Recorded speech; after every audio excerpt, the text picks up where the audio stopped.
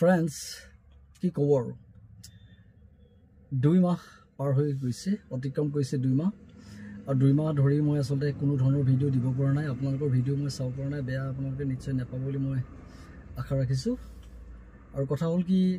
2 মাহৰ আগত মই যি ভিডিও দিছিলো মোৰ 85 বছৰীয়া ঘৰ ভাঙি প্লানি পুনৰ এটা ঘৰ নতুনকৈ নিৰ্মাণ কৰাৰ কথা আপোনালোকক মই দেখাইছিলো আৰু ইতিমধ্যে ইয়াৰ কামো হৈ আছে কিন্তু কথা হ'ল কি ঘৰ আৰম্ভ কৰাৰ প্ৰায় 15 দিন মানৰ পাছতে মোৰ দদাইও আসলে ঢুকাই থাকিলে যাৰ ফলস্বৰূপে মই বহুত দিন ধৰি আসলে ভিডিও দিব পৰা নাছিলো আপোনালোকৰ ভিডিও চাবলৈ মই সময় পোৱা নাছিলো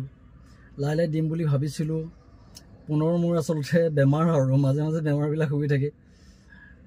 বেমাৰ হৈ গ'ল আৰু ডিব্ৰুগড় এখন নাৰ্ছিং হোমত মই আসলে 2 দিন ভৰ্তি হৈ থাকিবলগীয়া হ'ল আৰু আজি ভাবিছো আপোনালোকক সন্মুখত এটা ভিডিও মই আগবঢ়াই দিবলৈ বিচাৰিছো আৰু ভিডিওটো মই আসলে অলপ দিনৰ আগতে আপোনালোকে জানে যে এপিএসসি ৰিজাল্ট আসলে দিয়া হৈ গৈছে আৰু এপিএসসি আমাৰ এগৰাকী ছাত্ৰী মৰমৰ ছাত্ৰীয়ে সফলতাৰে আসলে উত্তীৰ্ণ হৈছে আৰু তেওঁৰ ৰেংক হৈছে 30 নম্বৰ আৰু তেওঁ ইতিমধ্যে আজি গুৱাহাটীৰ পৰা আহি গৃহভূমিত তেওঁ প্ৰৱেশ কৰিছে বুলি কৈছো আৰু কিছুমানৰ পাছতে তেওঁক আসলে আদৰণি জনোৱা হ'ব আমাৰ আৰু বিশেষভাৱে আদৰণি জনোৱা হ'ব আসলে শুকুৰবাৰৰ দিনাই আমাৰ গোটেই শৈক্ষিক যিবিলাক আমাৰ অনুষ্ঠান আছে লগতে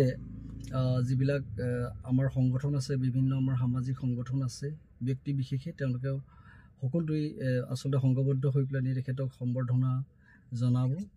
তেওঁ শুভেচ্ছা জনাব গতিকে মই আপোনালোকক আজি যেটো পৰিবেশ আসলে হ'ব সেই পৰিবেশটো মই আপোনাক দেখাবলৈ যত্ন কৰিম আৰু যিজনী ছোৱালী আসলে আমাৰ মৰমৰ ছাত্ৰী তেওঁৰ নাম হৈছে প্ৰণামী গগৈ আৰু প্ৰণামী গগৈয়ে বহুত কষ্ট কৰি অশেষ কষ্ট কৰি আৰু এটো কাৰণে বেয়া লাগে যে যিদিনা এপিএসসি আসলে ৰিজাল্ট দিয়া হৈছে তেওঁ সফলতাৰে উত্তীৰ্ণ হৈছে ইমান এটা সুখৰ খবৰ সকলোৱে আসলে উৎফুল্লিত হৈ পৰিছিল আৰু সেই দিনটো হৈছে তেওঁৰ দেউতাকৰ মৃত্যুৰ দিন এনে ক'বলৈ গ'লে অত্যন্ত দুখ লাগে কিন্তু